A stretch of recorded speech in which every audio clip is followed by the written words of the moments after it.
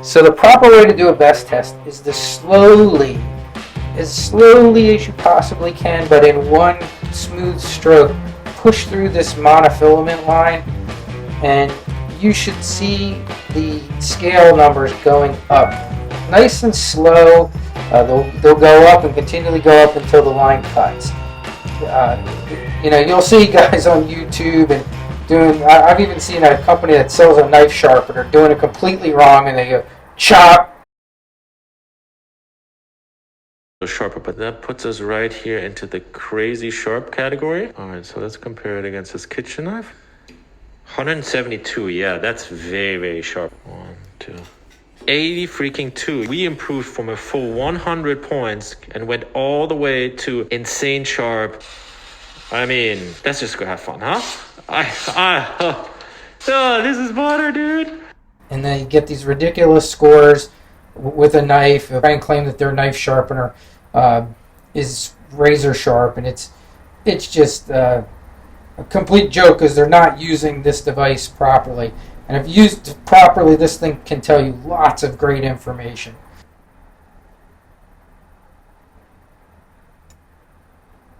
$119, and that's a legit 119. So if you guys saw that, my scale went up very slowly, and then the line snapped. And you know what? Just for fun, I'm going to show you the improper way to do this.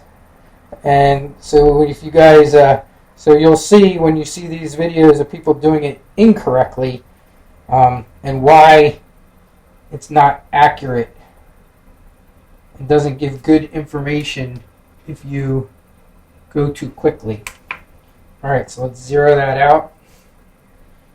Same thing. Alright. Now, keep in mind too, it's only testing that one tiny little area of that knife. So you will get different readings, but they should be relatively close to each other if you're doing the test properly. So what was our first one? It was like 119. So now I'm going to show you like what I see people doing it incorrectly when they chop at the monofilament line. And I guarantee you we're going to see a crazy low score here. So let's just do the incorrect method. Okay, so you see I chopped it, and what do we get? 45.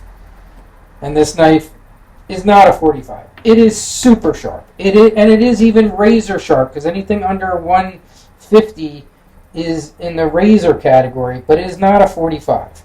45 will be like a double-edged razor blade, generally come in around 50 on the Bess tester if you're doing it properly. In fact, it's almost a good way to test to make sure your machine is working properly. If you pull out a fresh double-edged razor blade and cut this with it, you should see a score somewhere around 50.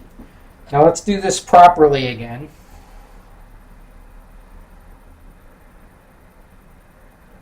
And I'm not going to give it the old Haasan chop there. Haasan chop! I'm going to do it correctly and go slow. Let me clear that out because I was reading 4 already. Alright, so now let's do it the right way.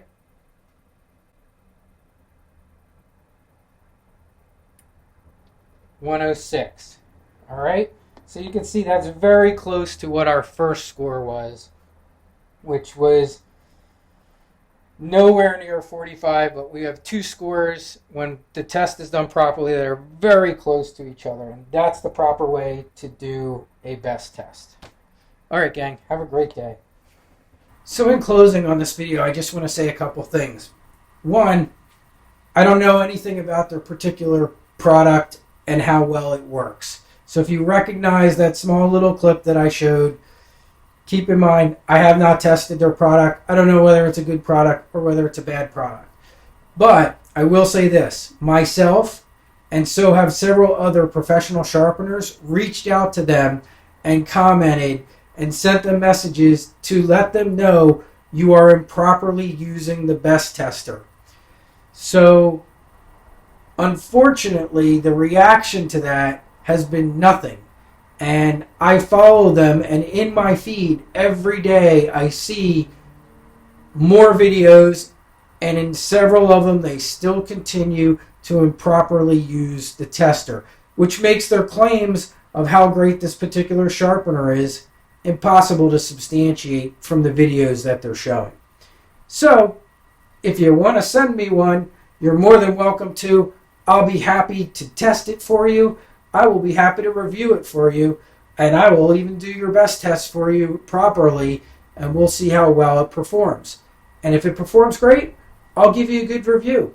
But until you start doing your best test properly, then I'm going to be critical and say, this means nothing because we can't substantiate your claims because you're not doing the test in a proper manner.